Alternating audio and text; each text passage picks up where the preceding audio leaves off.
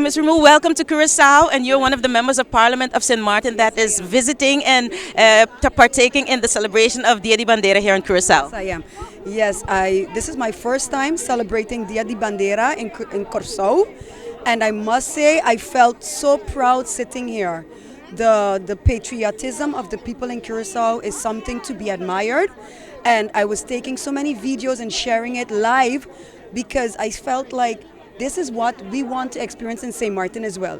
You know, we're very new as a country, but this type of patriotism is what I want to see in St. Martin for my people.